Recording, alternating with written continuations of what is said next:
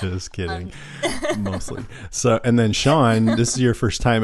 You have the language of bromance with your buddy Richard.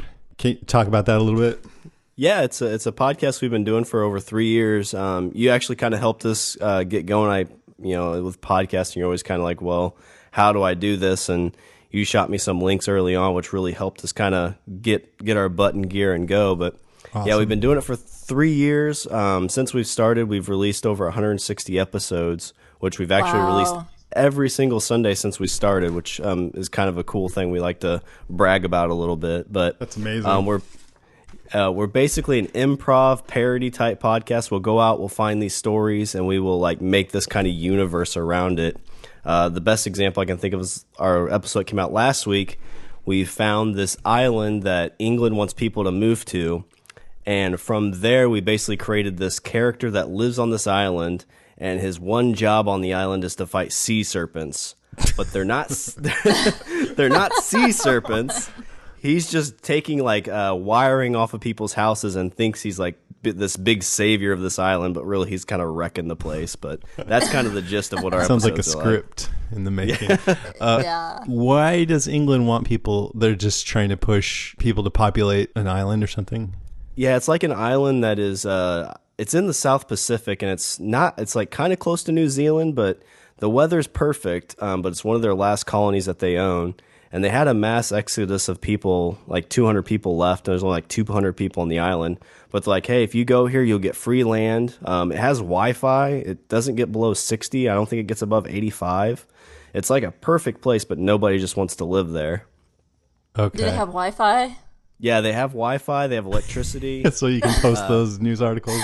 Yeah. Do you have to be an English citizen? Can I join in on this? They'd probably let you. So Karen and I were on Language of Bromance probably like a year ago or more. I don't know. But we talked about how, like Elon Musk was saying, we're all probably in a simulation, right? Yeah, he had some kind of thought of this whole thing as a simulation, like it has to be, which is kind of funny when you think of a guy as smart as him. Like that's the thing he's trying. I don't think he's trying to. No, he's actually trying to prove it too, if I remember correctly. Like he has people on his staff trying to prove that we're in a simulation. That's nuts. Why not?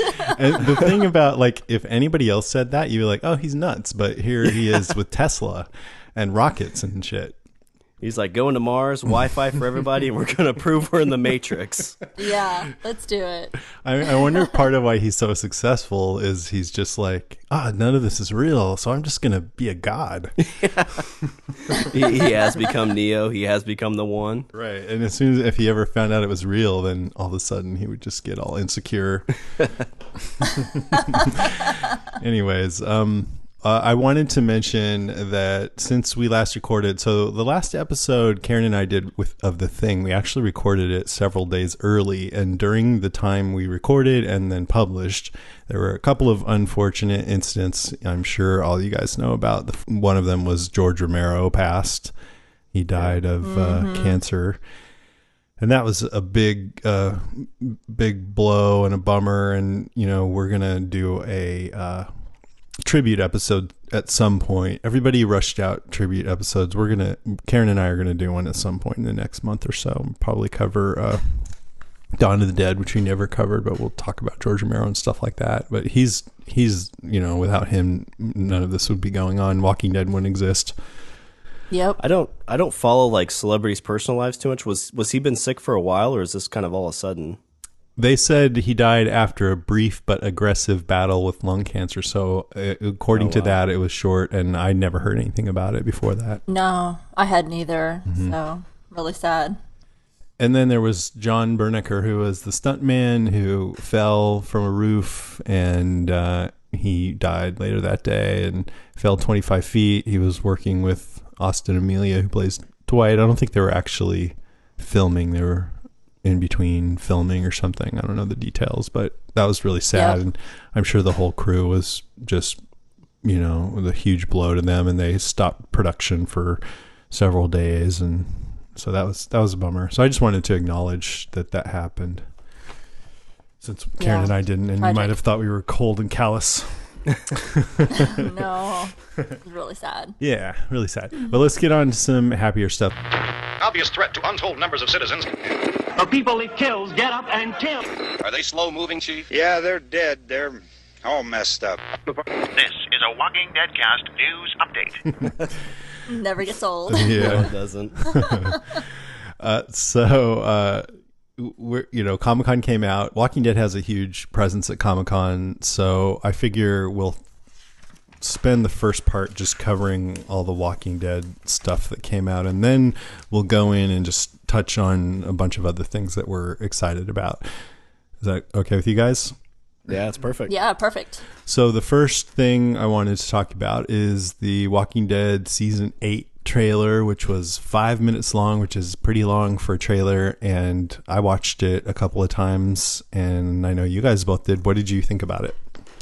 I really liked it, and I was enthusiastic, and I don't want to be negative, and this is so not negative at all, but it's I loved it, but I could not be as enthusiastic about it as what I would really like to be. I thought it was really great, but I don't know. I wish we had seen just a little bit more. It was real action packed, but I was just, I don't know. I wasn't excited as what I wanted to be about it. Like, what did you want to Yeah. see? Anything in particular? Not really anything in particular. Well, there was not a lot of Negan, and I know that probably makes a whole lot of people really happy. But I was really disappointed that there wasn't a little bit more Negan. I know he was in the beginning of the trailer, and he was in a little bit later. You saw him like bang Lucille, look like on a table or something. Yeah. And that was about it. So I was a little bit disappointed with that, because I mean, if this is what we know is coming, this war, I feel we should be seeing more of him. Yeah, and I think the trailer was a little dramatic piece in and of itself, like with that. I don't know if you guys listening have seen it, but you should definitely go watch it. And if you don't want to watch it because you don't want to hear spoilers, then you should probably skip ahead a little bit because we're going to be talking about it in detail. But it started out with that really spare percussion, and it was very much like the Quiet Before the Storm for the first half of it or so, and then it ramped up into more action. And I think it was intended to do a few things. It showed Negan right off the bat, so just to remind us, here's the bad guy, and he was being an asshole towards Gabriel. What did you say? Are you wearing your... Yeah, your shitting pants. Your shit pants. Your pants. And then they showed everybody kind of prepping and building, and then some rock and roll music came on, and they ramped up with lots of fighting and action. And then they showed Negan, yeah, like you said, banging his Lucille down on the desktop because he's pissed off about something. So it shows they got to him. And I really think that they want to show a couple things. One, that look, all our characters, they focus so much on character because they know that that's what people love about The Walking Dead now is the characters, and they're all like together and they're fighting, and it's good, and they want to get rid of the bad taste that some people had in season 7, that it was kind of a bummer. And look, and somebody even said we really need a win, which I think a lot of viewers are feeling like, yeah, they need a win. And then you see that he's frustrated, so obviously they got a win in there somewhere. I think that's kind of what it was all about. It wasn't so much about revealing as just showing, hey, look, it's going to be a great show, we promise. Well, I mean, you look at the last 2 seasons and how much it was just down, and like, when we came into last season, it was like, oh my gosh, who got Lucille'd? Like, that was the thing that everybody was asking. And so there was just so much downness and so much darkness that now it's kind of that, like, that joy, that hope of these guys. Like, all the good guys seem like the ones that were shooting. I don't recall anybody else from Negan's group being any of the aggressors. Yeah, they just showed like Jared with his shit-eating grin, which is enough to just go, yeah, I hate that guy. Dude's got such like punch you in the face mouth. Like, he just I've never hit a person in my life, but it's like, if you see that dude, it's like, just want to punch you. I know. I heard he's a nice guy in real life. What I like you're talking about, like the slow percussion at the beginning, like they kind of go with like this, kind of gets you on your edge. But like the rock music you talk about, like they jump right into like some Boondock Saints music. Like it was some kind of like, Irish kind of, that, I don't remember what the theme from Boondock Saints was, but it had that very similar sound. Yeah, actually, that actually was like from the same group, which was Dropkick Murphy. Yeah. That song was titled "Prisoner's Song" from Dropkick Murphys, and I absolutely love Dropkick Murphys. I think they are just awesome. So that was a real kick-ass song. that they incorporated in that second part of the trailer. They probably, I don't know, but maybe they know that a lot of Walking Dead fans are also Boondock Saints fans. Hells yeah. I said it right. I can't ever say that. Yeah. But that kind of took me out of it just because it didn't really seem fitting in the Walking Dead universe. And I always kind of wonder because Norman Reedus was in Boondock Saints if that's kind of where they're trying to push it or if they actually picked that song because the name of it sounds like it makes sense for the situation, but it still kind of feels like a force. Like, hey, guess what? Boondock Saints, right? Norman Reedus. I don't know He's on anything a about motorcycle. Boondock Saints, and I thought it was pretty rousing, but I don't know. But I also wanted to mention Rick's giving some speeches like, this is our world by rights, and we got to take it, and you see, well, that's sort of normal for him. I mean, he was a little bit more hardcore, even, but Maggie was really powerful and inspiring and confident. She's stepping in. There was even a scene with all the Hilltop people, or a bunch of them, and Maggie and Gregory, and you see Maggie right at the point there, and Gregory's a little bit in the back, so she's kind of hunkered down too. Like it's he's the dog on the side. It's like, you just sit there. That's your spot. Let the grown-ups do the work here, Gregory. Exactly. And then you get a little Jerry in there. Thank you, Your Majesty, for what? For being such a cool dude. So they put in all this stuff, and then you see Shiva yelling, she didn't yell. She was like, "Hey, what's up? The kingdom's look out!" No, anyway, growling. And then what did Ezekiel say? I forget. Trust the king. That's right. Oh Trust yeah. the Yes. king. Was he saying that to Carol, right? It looked like Carol just from the back, or it looked like her hair. So I'd say Carol, yeah. Mm-hmm. We get Jadis in there, but just briefly enough to show that she's still in it. Yeah. Yeah, I'm still real curious what they're gonna like. The whole trash yard kid thing didn't seem to fly very well with me. Like it didn't seem to make sense. So I'm kind of really curious how that's gonna play out. Well, I mean, what I got out of this trailer is going to be adventurous and exciting, and it's going to be, everybody fighting back against Negan, and there's a lot of spying going on, a lot of prep work, and you see Jesus putting that cardboard box over a gallon of, or big container of fuel probably, and I think you saw Daryl shooting it later, and it blows up. What do you think they write on the box? Like, closet, bathroom. Yeah, or something really unappealing. I don't know what you... Not gasoline. Yeah, like used diapers or something. not gasoline. So I don't know. What about the moment? Are you talking about the moment where Daryl rides by on his motorcycle and Carol just watches him go by? That was so moment? Dreamy. No, I was talking about the other moment where we see Rick with his short hair and his long white or graying beard. What did you guys, Rima, what did you think about that? Well, at first I was like, what the hell? And then I thought this must be, and this might be a little spoilery. I don't know too much, should we so talk I can't about say it? much. So I don't know. Let's just be vague, okay? But there's something in the comics, and so this may refer to it.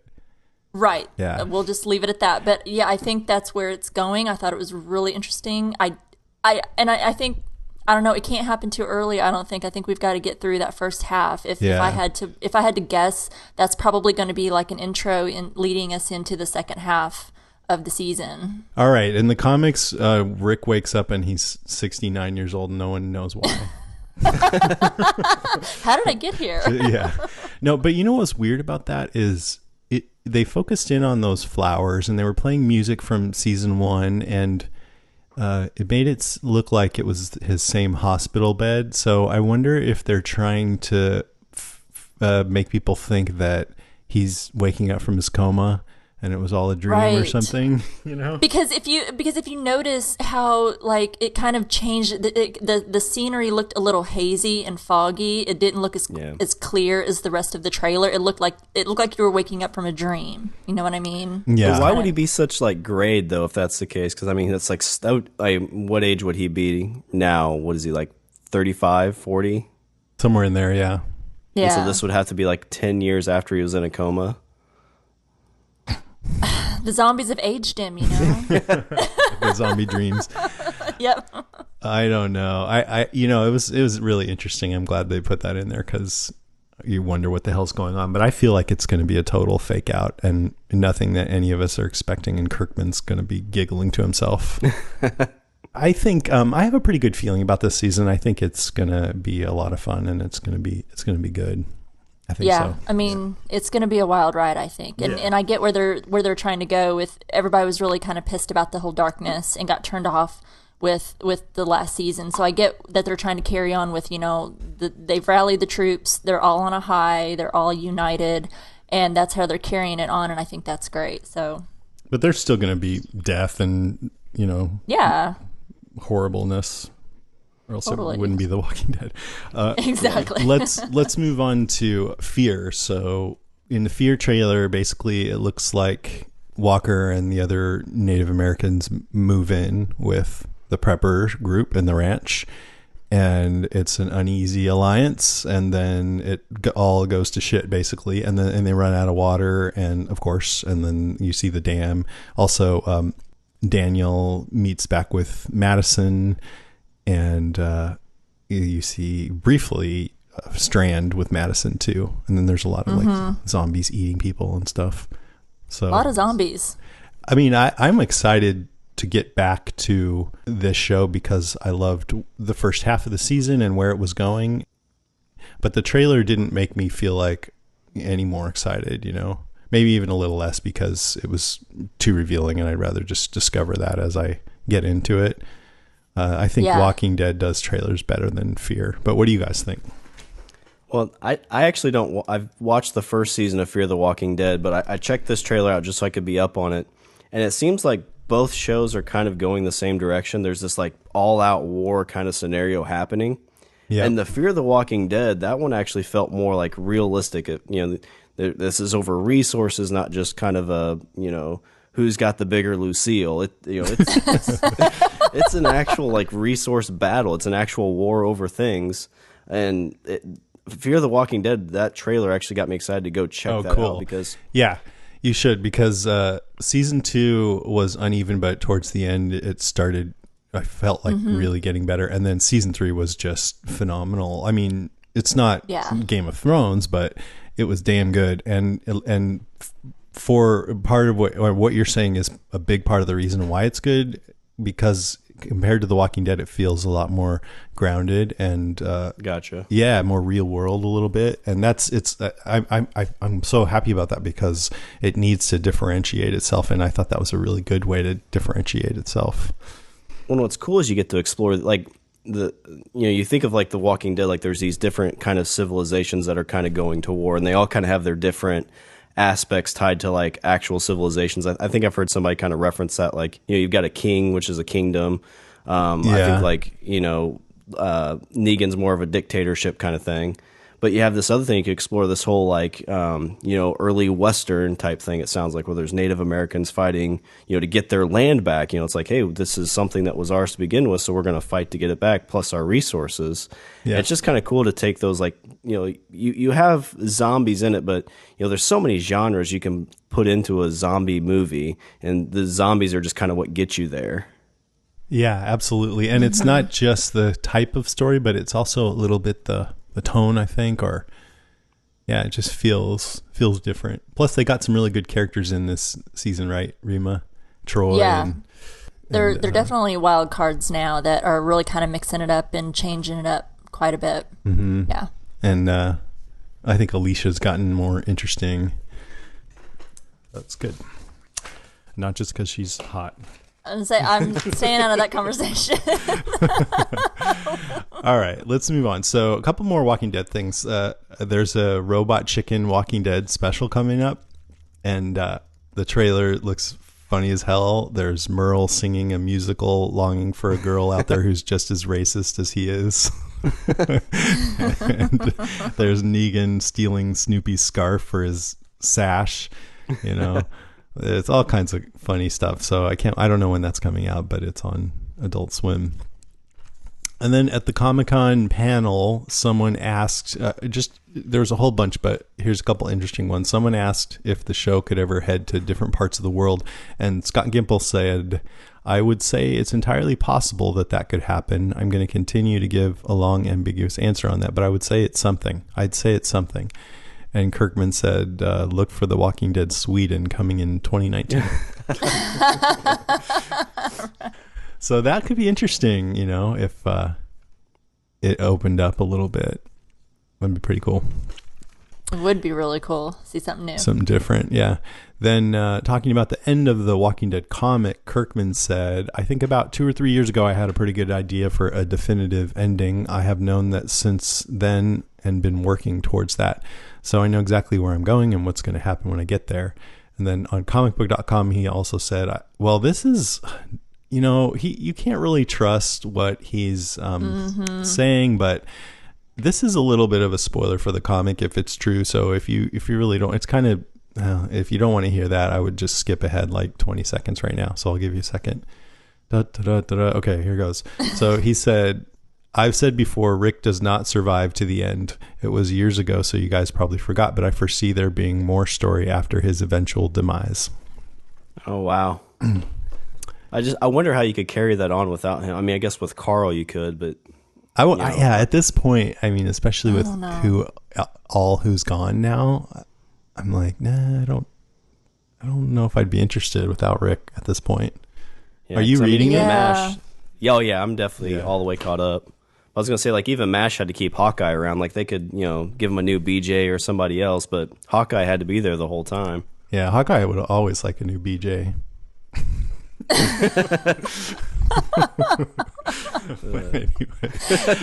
Did you not get enough of that talk on the microphones? I know. It's still left over. It's all Melissa, man. After listening to that episode, I had to take a little bit of a shower. I was waiting for all the email to come in from everyone who was offended, but I haven't seen any yet. So. Oh, I wasn't offended. I needed a cold shower after. So let's see. Kirkman Skybound Entertainment Company launched a book imprint with Simon & Schuster called Skybound Books. It's going to focus on science fiction, fantasy, and horror, and aims to publish 4 to 6 books a year, mixing original titles and spin-offs of existing Skybound IP. So that could be cool. Is it going to be more Walking Dead books, you think, or did they really say? Because I know they've got like a ton of books based off the comics. I know. I think I can't remember whether they were all called. Like, one was based around the Governor. There's like 4 or 5 of them. Yeah, I guess you're right. I think that's more in the comic book universe, huh? I think it is. Yeah, because that's what Kirkman controls. So I'm not sure who publishes those books, but maybe they'll bring it under the Skybound imprint. I know the writer, Jay Bonansinga. He goes to all the Walker Stalkers, and he's like the nicest, coolest guy you'd ever want to meet. He's so cool, yeah. Nice. Yeah, I got through, I think, like the first 3 or 4 of them, and I really enjoyed them. They're pretty easy, quick reads, but, it's kind of cool to see that extended universe a little bit. Yeah. Yeah, I got to be there when Jay met David Morrissey for the first time, because David had used those books to help inform his portrayal of the character, but awesome. They were like all fanboying out on each other. That's pretty cool. That's cool. So next, Telltale's The Walking Dead Season 4 has been announced. I'm not sure when, probably not for a while, but there's 2 big pieces of news around that. One is that Clementine's going to be the playable character again, which I love, and Melissa's back to do her voice. And number 2, they said it's going to be the last one, the final season. Oh, wow. Wow. So that's kind of crazy. I kind of wonder, are they like just trying to scare us? We better get this game or I don't know, is it a gambit? Like, what if it's incredibly popular and sells 100 million copies? Would they just be like, well, we said it was going to be the last one, so well, now we're going to reboot it. Here we go. Yeah. Oh, we were just kidding. Yeah. Yep. I don't know, but I'm glad that she's going to be the main character. I know Melissa's really happy about that too. Yeah, for sure. Good for her. So that's all the Walking Dead stuff that I have. Let's get into some of this other stuff. What were you guys most excited about that came out around Comic-Con? Sean, what were you most into? Well, so, I mean, usually whenever you see Comic-Con stuff, it's always kind of like, to me anyway, it's kind of like The Walking Dead's. It's the actual comic stuff. But something I didn't even know was coming out, and I am a huge like kid from the 90s, right? Mm-hmm. You know, you think of like Rugrats, Doug, Ren and Stimpy, like all these things were in my SpongeBob? life. And I was a little like SpongeBob was right at the tail end of like Okay. I was like 12 or 13, so like cartoons weren't cool at that point. Right. So, but my favorite cartoon of all of these was Rocko's Modern Life. And I get to find out that we are going to get a Rocko's Modern Life movie reboot, putting the characters that you love in the 21st century. You know I don't what? know if- I'd never heard of this. I mean, I'd heard of it, but I'd never seen it. So I watched the trailer and I'm like, oh, this looks like fun. It kind of reminded me of like maybe Ren and Stimpy a little bit, but also it reminded me of SpongeBob a little bit. It's all crazy with goofy, joyous characters, and I don't know, but it looked really good. It made me want to watch it for sure. Well, there's all So like what's it double like? entendre. Yeah. It's basically like double entendre stuff. Like, you know, it's kind of like you said, SpongeBob. Like as an adult, you watch it and you're like, huh, that's an inappropriate joke. One of the so on our podcast, like you guys have the don't get bit, right? Like you have to have that ending thing in it. Yeah. So when Richard and I had to come up with us, we both love Rocco. So we're like, okay, well, maybe it's got a tie to Rocco. And this is just a joke from the cartoon, but Heifer's one of the characters. He lives with wolves. He's a cow that lives with wolves. And they're sitting around the table, and like they end up telling him that he's adopted. Like these wolves are telling this cow he's adopted. So he ends up leaving, and there's an old like senile grandpa, and Rocco's a wallaby, but he's sitting there and he's like, well, you know, I just say we eat the beaver. So, there's just jokes like that are, all over the place. But what's great, like, it's definitely kind of like social commentary kind of stuff a little bit. But, like in the trailer, you see like Buzzbucks. It's like this coffee shop that's all over the place. And the fourth or fifth time I watched this trailer, if you look in the background, it seems like every 10 or 15 seconds, there's a different Buzzbucks somewhere.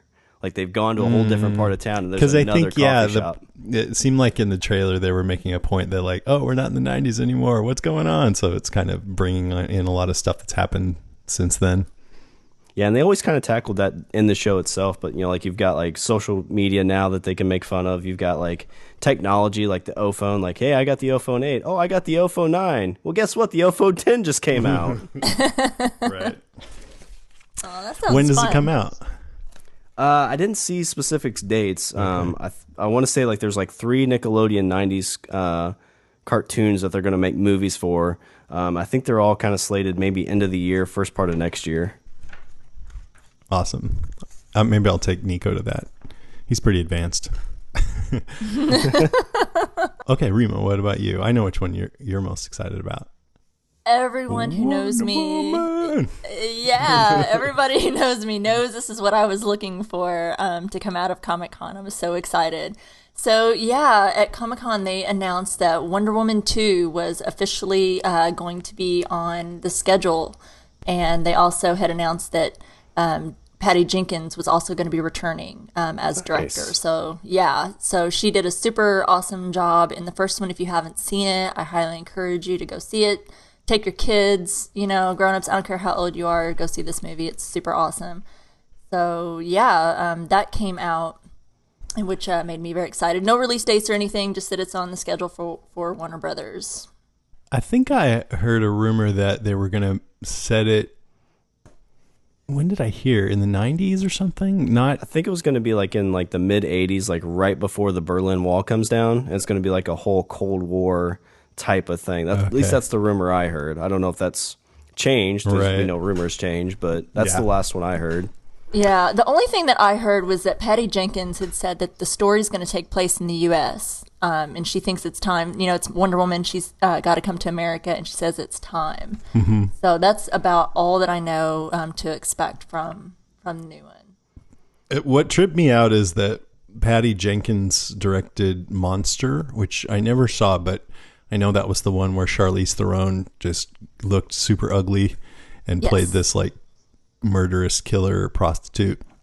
Female it's like serial killer. Yeah. the first convicted female serial killer in the U.S. or something like that. Yeah, because it's based on a real woman. Yeah, Which Which a word of advice, like if you're like, I was in high school dating a girl, and actually like, I don't know if I rented this movie or the girlfriend or the mom, but I end up watching this movie with my girlfriend's parents, Monster that is, and it is not a girlfriend-friendly movie to watch with her parents.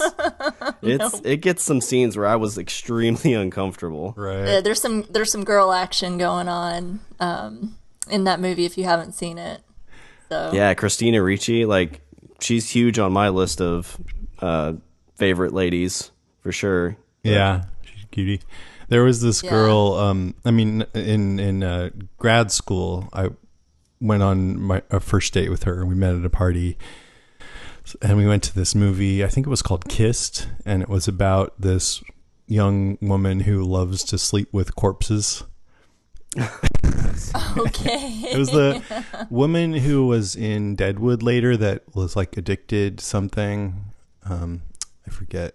Deadwood, maybe. She was also in. Yeah, that's. Wow, that was freaking quick, man. Wow, that was really I'm good. not worthy. That was really good. That's really good. All right, we'll just end it there. But then that's what we did. We ended it there because that was our last day. Not only that, but on the way to the movie, I was going down into the subway with her, and I like tried to show off and slide down the banister, and I kind of ripped my hand, so I was like holding a bloody napkin through the whole movie in my hand. It was just a morbid night. You got to go see the right movies. That's the lesson. Exactly. That's the Very key. key on a date, man, especially those first few dates. Yeah. All right. Let's see. My turn. What do I want to talk about here? Well, one that I'm really excited about that I wasn't expecting to be is the Ready Player One movie. Yes. Yes. Directed by Spielberg, and it's all about 80s nostalgia fantasy world, directed by Mr. 80s himself. And it's based on the book, which I haven't read, but I'm kind of excited to read it now because the trailer has Iron Giant. It's like this battlefield in this virtual world. And so VR, I love VR. And it's, I think, in the future, but there's Iron Giant. You see him like battling Freddy Krueger for a second. Yeah. He's driving Yeah. around in a DeLorean, which I read is outfitted with Kit from Knight Rider too.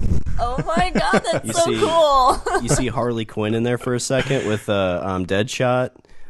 There's the car from Road Warrior. Yeah.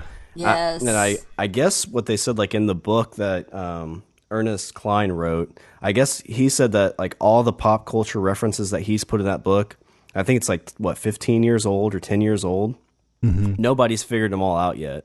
So I don't know if he's got a list on like Google Drive of all the pop references, but he says like nobody's figured them all out yet. And just in 2 minutes, you have like at least 15 or 20. So Yeah, you the think a movie's 2 hour going to movie. be packed with them. And I think it's cool that, Spielberg, I don't even know what the last thing he directed is, but it seems like he's done a string of serious movies. So he's back to doing something really fun. And it just looks epic in scale. There's so much going on. A couple other references that I read just on Wikipedia. They have characters from DC Comics, Lord of the Rings, Duke Nukem, the possessed car from Christine, the van from A-Team, and the motorcycle from Akira. So all kinds of stuff. It stars this young guy, Ty Sheridan, who played Cyclops in X-Men Apocalypse, and it has Simon Pegg and TJ Miller in it. Oh, I love Simon Pegg and TJ Miller. And it comes out March next year, 2018. I thought it was really interesting whenever I watched the trailer. I don't know too much. I haven't read the book either, and I don't know too much about it. And I just watched the trailer and was just absolutely fascinated. I love like the whole mix of how it looks to be set in the future and the whole VR, how that's so current. And then, but you gotta have these throwbacks to the 80s. So I love that, that mixture. I thought it was really interesting. So I'm excited for that one. You know what? Just recently, I went to buy this new game called Super Hot that's VR. I kept hearing about it, and it finally came out for PlayStation VR. So I went and bought it, and I was playing it. And if you play a non-VR game with your headset on, it just looks like a flat screen floating in space. And so I'm like, how do you turn on the VR? And I couldn't figure it out. Then I went back on and saw, there's a $25 non-VR version, and there's a separate $25 VR version. And so I was like, oh, fuck. So I went and like contacted Sony, and I'm like, hey, I accidentally got the wrong one because they both came out on the same day and they're called Super Hot. And I just didn't I think I Googled it and landed on that page and figured that was the game, because that's how all the other VR games work. They just have like a VR mode. And they're like, well, we see you've played it, so we can't exchange it for you. Oh, denied. Fuck you, So man. is Super Hot, is that the game that chick was playing when she was dancing around that pole, or is Super Hot a Right. different game? What chick in Ready Player One? Yeah, Ready Player One. Oh, I yeah. didn't notice. No, Yeah, it's this game where it's really spare. Mostly the world is white and it's first person shooter, and these red men are coming to kill you, but they only move while you're moving, so you can easily like Matrix style dodge their bullets and kind of plan out how you're gonna take each one of them out. But I recommend no one play that because I'm pissed off. I contacted the company too, and they wouldn't do anything about it either. Write a really nasty letter. I did. We went back and forth. I'm sure now I just another- made a few more sales, though. People are like, that sounds cool. Yep. Like, for another cash deposit, we will send you the game. Yeah, that's what they said. They're like, well, a lot of people are buying both. And I'm like, I don't have time. Anyway, let's move on. Sean, your turn. All right, so for the next movie, I've been kind of digging. I love whenever I see things that like I didn't know I wanted to see, and Netflix just kills it with everything. It seems like, and it sounds like, and it looks like they are going like next level with their movies. Like they're getting these huge stars. They're getting these look like almost big theatrical release movies. They're just gonna be like, hey, if you have a Netflix account, guess what? You get to watch this movie that should probably be in a theater. Yeah. Some of them, are they having like limited theater or not really? They're all just on Netflix. I don't know for sure. Okay. It seems like some of these they probably should at least have a small run for it, or at least Yeah. theaters should be like, hey, we've got Netflix. Hey, come watch this on the big screen. But the movie that I'm really interested in is the one Will Smith is in called Bright, which is, essentially, I don't know the full understanding of this, but it looks like it's a world where there's humans, there's elves, there's orcs, there's fairies, there's your whole D&D monster manual has come to life, and everybody's just living side by side in a modern world. And I don't know how much you guys are into D&D or anything like that, or like Dungeons and Dragons, I guess I should say, since some people may not know what D&D please. is. You didn't have to Yeah, spell you that did out. not have to. No, not at all. Not for you guys, but I have been with grown-ups before and say D&D, and they look at me like, well, what's D&D? Like Dungeons and Dragons? Like, oh my gosh, nerd. Yep. These days, come on. Yeah. Yeah. Yeah, it sounds great. I didn't know anything about it. I watched the trailer only once, and it looked really trippy, which I like. Yeah, there's a game it's a board game too, like Dungeons and Dragons, but it's called Shadowrun, which is essentially the same concept. It's, a modern world where there's businesses, there's buildings, there's guns, tanks, but all these magical things live. Like just all of a sudden magic reappears. And it'd be kind of cool if that's what this is like. Just all of a sudden, like you're a human, but for some reason, because of this magic releasing, now you're an orc. It's like, oh, well, this is super awkward. I'd rather be an elf. Yeah, well, the elves, I think, were like the high business class people. The fairies, they're getting stuck in the bug trap, so they kind of have the worst of it. Yeah, that's cool. There's a book series called Incarnations of Immortality from the 80s by Pierce Anthony it's like modern day world, but with magic. I'm sure there's a lot of fantasy books like that, actually. But anyways, yeah, this looks really, really interesting. I didn't know anything about it, so that's cool. I'll watch it. It does look super cool. I will too. When does that come out? Do we know? December 22nd Okay. is when it looks like. It looks like it's got a lot of the people from Suicide Squad and that. I think the director from Suicide Squad's doing this That's as well. right. Yeah, David Ayers. And I think they're happy not to be tied to some That's another good thing about this is it's new. Right? Yeah, yeah. It's not based on Yeah. anything. Not that I know. Yeah, I don't think it's based on any book or anything like that. And the only kind of weird thing, it's, the thing that they're going after is like a magic wand, it seems like that's the most powerful thing in the universe, which that kind of seems like it may get like some Netflixy type movies where, it's not it's a great idea, but not a big payoff. So I don't know if we'll see that with this, but, we'll have to watch it to find out. Yeah. It's the MacGuffin. Wow. Yeah, exactly. Right. Well, kudos for something original. There's so many reboots nowadays. It's refreshing to have something a little bit original. So I'll be checking it out. Speaking of that, let's hear about Westworld. Okay, let's hear about Westworld. Talk about original. So yeah, Westworld was definitely at the top of my list that I was really interested in seeing what they were going to be putting out. So at the panel, of course, okay, so if you're not current on Westworld, okay, finish the podcast and then come back and go watch Westworld. So we left off, we saw a little hint as Maeve was, kind of exiting the park there, seeing a little bit of Samurai World. So of course that's what everybody is wondering about. And so they of course asked Jonathan Nolan, who's one of the showrunners, if that was going to play a role. He of course just, teases everyone and says, how much do you want it to play a role? And says, doesn't look like anything to me. So thank you very much. Couple things that came out of the panel, they're not talking too much about the next season. Of course, they're not going to give us, any spoilers. They're not talking too much about it. They kind of revisit a little bit more about like what, the secrets of season 1. But yeah, I would try not to, just to make sure not to give any big spoilers for season 1. Okay. So because just in case somebody who hasn't seen it is listening. Yeah. Okay. Yeah. So I'll Definitely don't say that they're robots. yeah. Right. Okay. We'll skip everything that I have on my list now.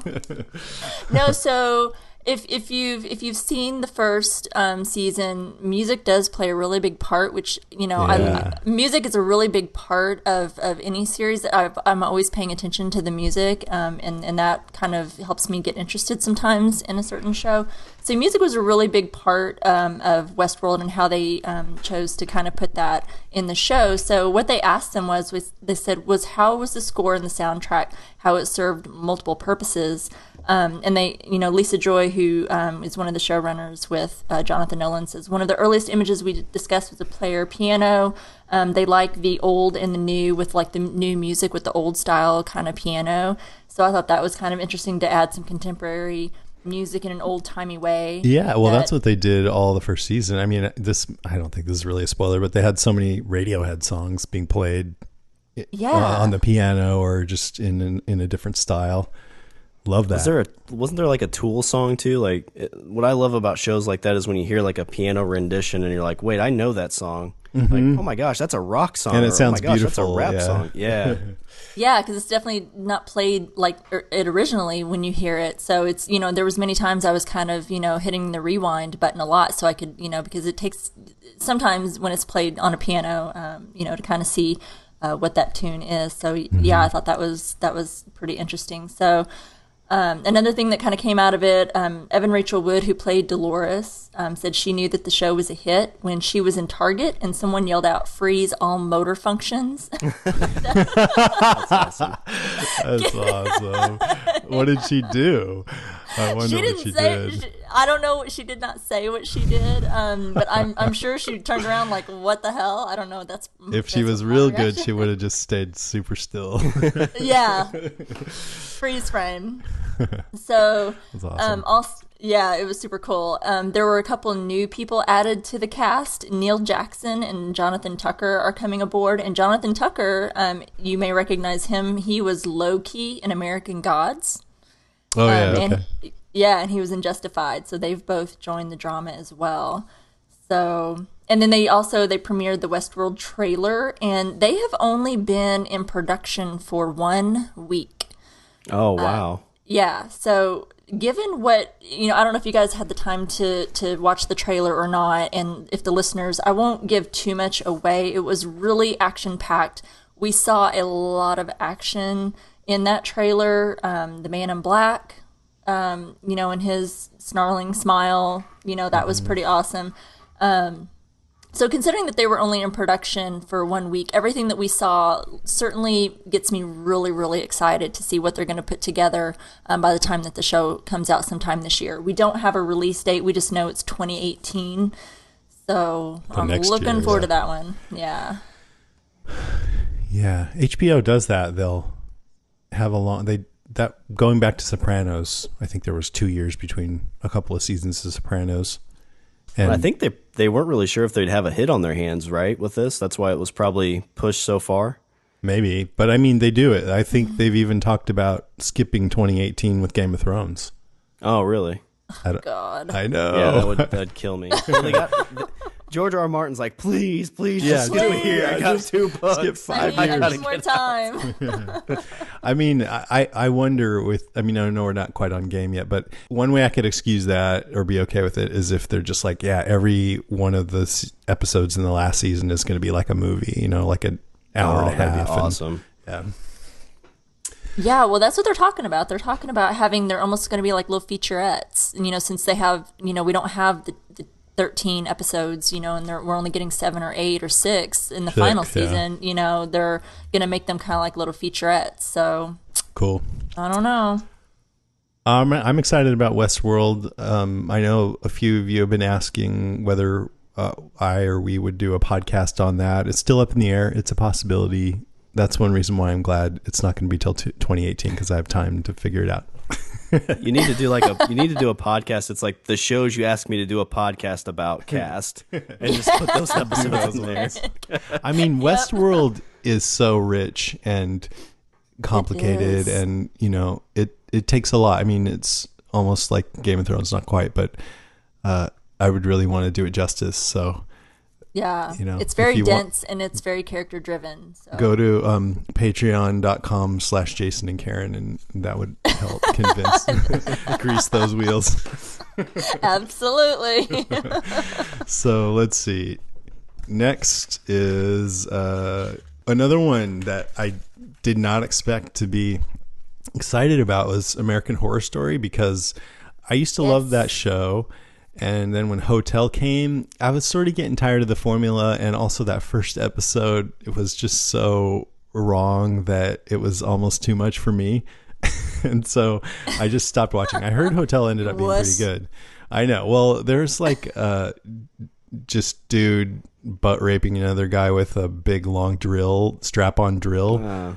And then there was another guy like tied to a bed with his penis inside a dead woman's mouth and he couldn't get away or something. I forget exactly what. And I'm like, is this good for me to be watching this stuff? Anyways, but guys are so sensitive about your penis. yeah, it's weird. So anyways, this is American Horror Story Cult season 7. And they say it's connected to Freak Show, but set in modern day, because I think that was in the 50s or something. And it might feature a character based on Trump. It's tackling the 2016 election through the eyes of a cult. I'm totally into just politics, election, also cult stuff. I'm just fascinated by all of it. And it's also a love story between 2 characters that are played by Sarah Paulson and Evan Peters, who've been in, I think Evan's been in every season. Sarah's been in most of them. They're both great. Yep. Lena Dunham's in it this year. And then Evan Peters said, American Horror Story pushes the buttons. It makes you think, and it will be interesting to see how people react. And then I watched the trailer, and it was super trippy, and I'm going to play the audio from it.